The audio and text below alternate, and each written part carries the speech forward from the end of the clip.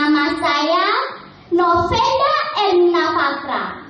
Saya bersekolah di SD Tunas Bangsa Kabupaten Kubu Raya. Pada hari ini saya akan menyampaikan sebuah cerita rakyat yang berasal dari Kabupaten Sambas dengan judul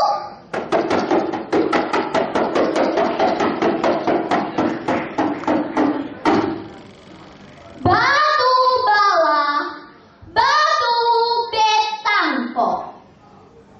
Nah, teman-teman dan hadirin sekalian, dengarin ya cerita dari Venda. Alkisah.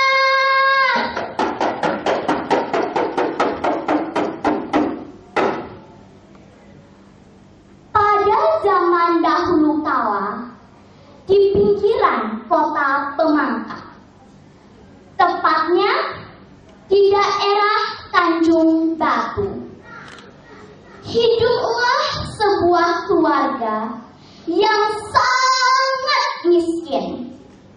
Keluarga itu terdiri dari seorang ibu yang sudah menjanda bernama Maisah dengan kedua anaknya yang sulung bernama Long Ijun, sedangkan yang bungsu bernama Supiso. Pada suatu hari, Maisah sangat gelisah karena tidak ada lagi beras dan bahan makanan lainnya yang dapat untuk dimasak. Maisah pun berkata pada Long Ijun, putri sulungnya, "Ijun, anak emak, jaga adikmu si bungsu baik-baik.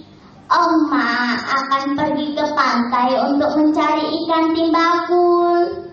Mudah-mudahan emak mendapatkan ikan timbakul yang sedang bertelur."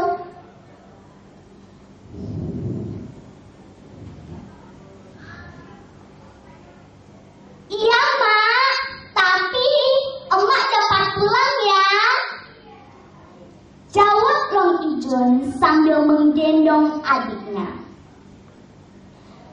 Nah, teman-teman, setelah itu Maisah pun pergi ke bibir pantai yang airnya sudah kering.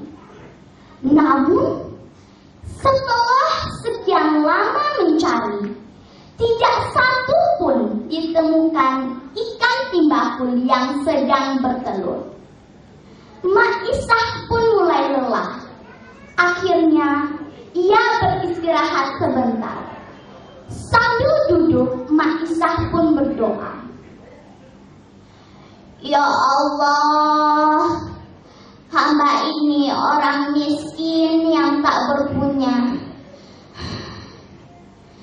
Kasihanilah hambamu ini ya Allah."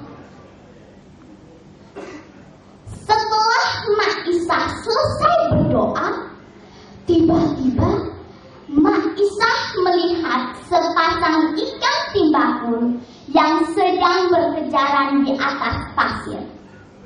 Nah, teman-teman tahu nggak bahwa ikan timbakul itu bisa hidup di dua alam loh, yaitu di darat dan di air. Ikan timbakul itu bisa berjalan di darat dengan menggunakan kedua siripnya dan ekornya. Juga, ikan timbakul itu mempunyai mata yang besar dan menonjol, seperti orang yang sedang melotot. Lucu kan?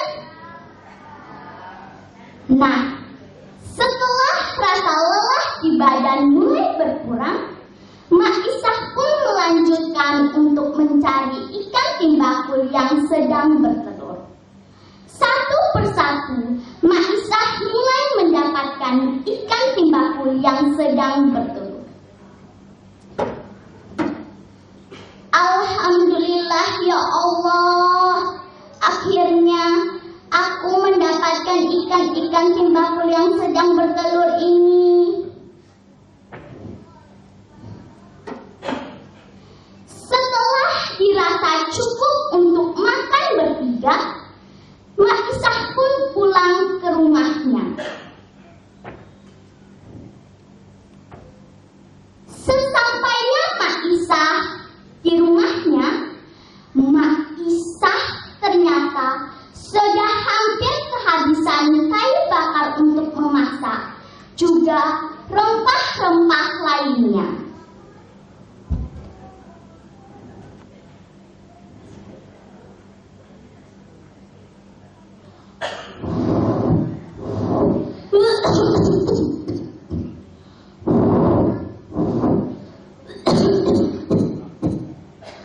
Mak Isah pun berkata kepada anaknya, "Ijun, Emak akan pergi ke hutan untuk mencari kayu bakar. Telur dan ikan timbakul sudah Emak rebus.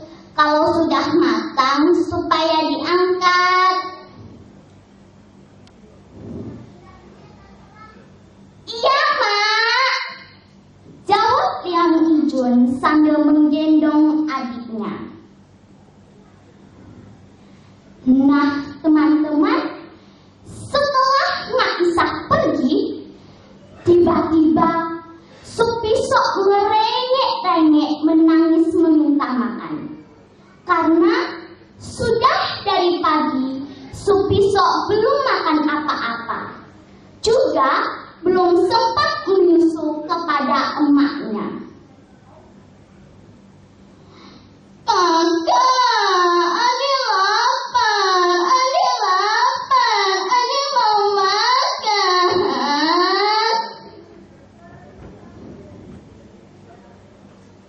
"Su," kata emak, "telur dan ikan timbakul itu belum boleh dimakan. Tapi kita makan bersama emak selepas emak mencari kayu bakar." "Tapi adik lapar, Kak. Adik belum makan. Adik tidak tahan lagi."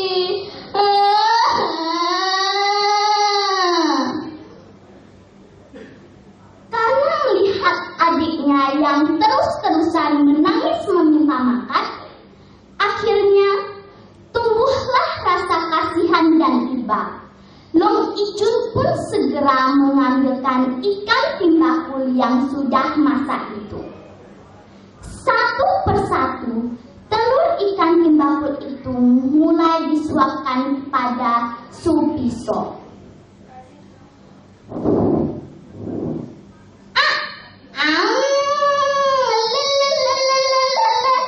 "Adik kakak, makan lagi." Pinter. Karena Long Ijun juga merasa lapar, akhirnya Long Ijun pun ikut memakan telur ikan timbakul itu.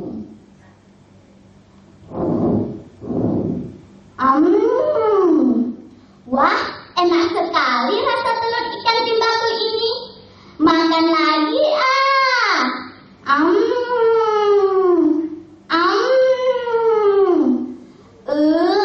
kenyang.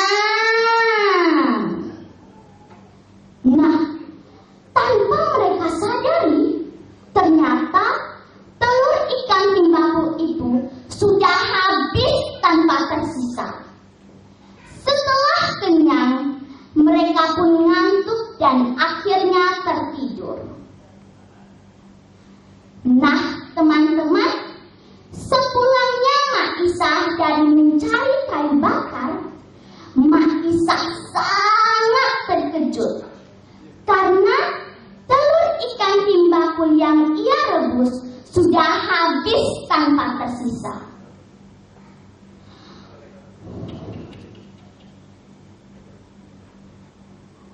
Teganya engkau, Jun. Emak tidak disisakan telur ikan timbako ini barang sedikit pun.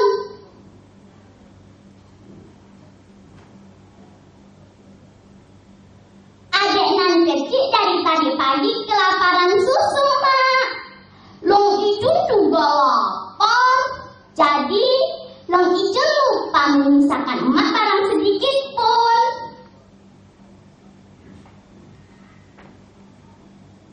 Tapi emak juga lapar, Jun. Dari tadi pagi emak belum makan apa-apa. Emak kira selepas emak mencari kayu bakar, kita bisa makan bersama-sama. Maafkan kami, Mak. Maafkan kami yang sudah manja ini. Sudah rajut, emak sudah kecewa. Emak sudah kemponan telur timbakul. Mak Isah pun bangkit dari tempat duduknya. Mak Isah pun pergi ke Tanjung Batu. Semakin lama, semakin cepat Mak Isah menuju di mana batu bawah batu betangku berada. Di celah batu itu, Mak Isah pun meraung-raung dan memohon. Wahai batu bawah, batu betangku, takutkan aku, angkatlah kakiku. Aku kemponan telur timbakul, takutkanlah aku.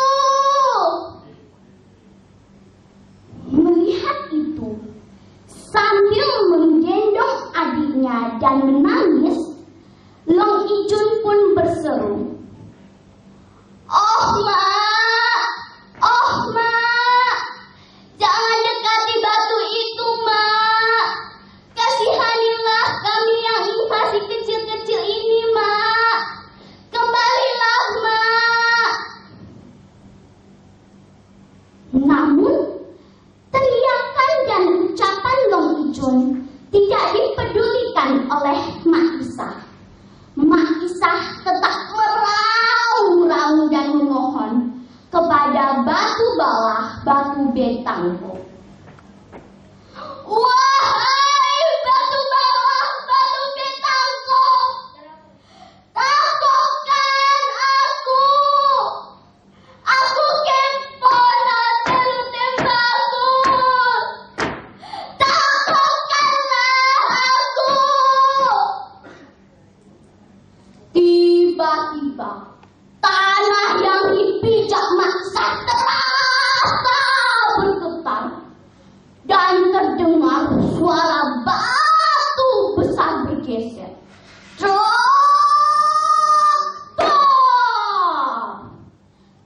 Batu itu pun menangkap Mak Isah.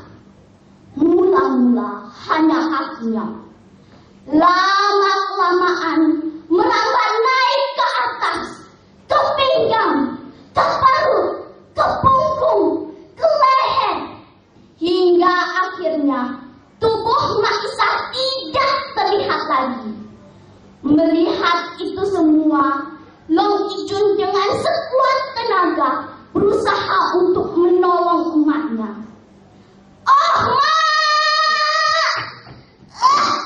Keluarlah, Mak!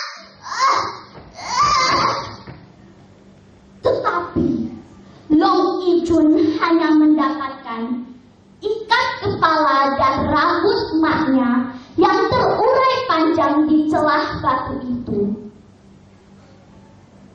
"Oh, Mak! Oh, Mak! Kembalilah, Mak! Adik dan kecil kelaparan susu, Mak! Oh, Mak! Oh, Mak! Hari sudah malam,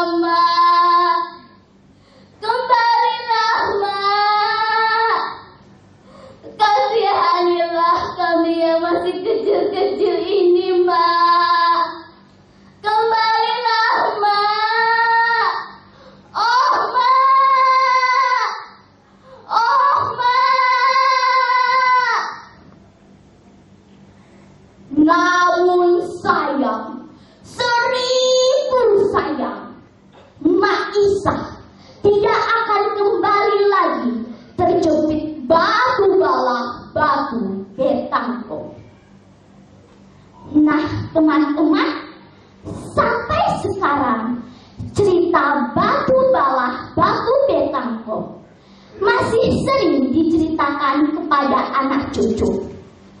Bahkan kata-kata yang diucapkan oleh Mak Isah dan Long Ijun dalam peristiwa itu diungkapkan dalam bentuk syair lagu yang sangat menyayat hati. Seperti ini loh bentuk syair lagunya. Batu bawah batu betangko, tangkokan aku anggan lututku. Aku kempona telur timbaku.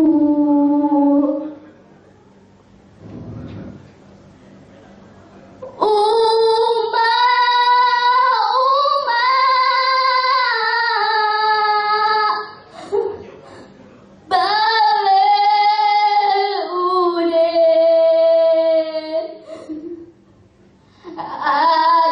adenan kecil kelaparan susu.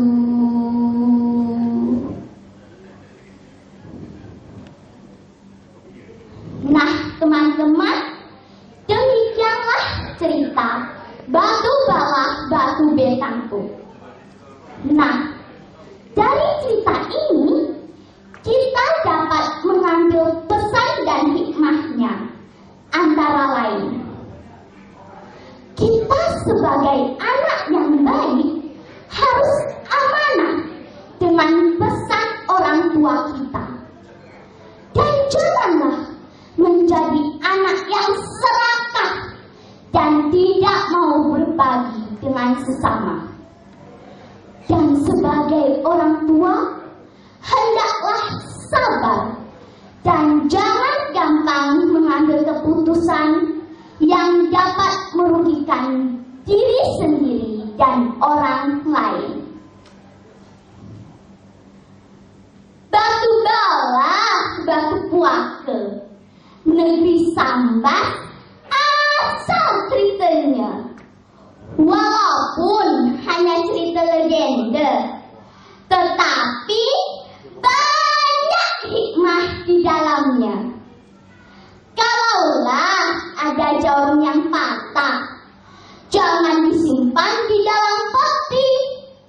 Kalaulah ada kata saya yang salah, jangan disimpan di dalam hati. Ini adalah lomba bercerita, tradisi lisan budaya kita. Menang kalah urusan biasa. Semoga saya jadi juaranya.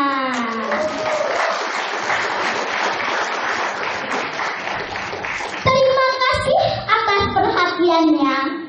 Wassalamualaikum warahmatullahi wabarakatuh. Sampai jumpa teman-teman.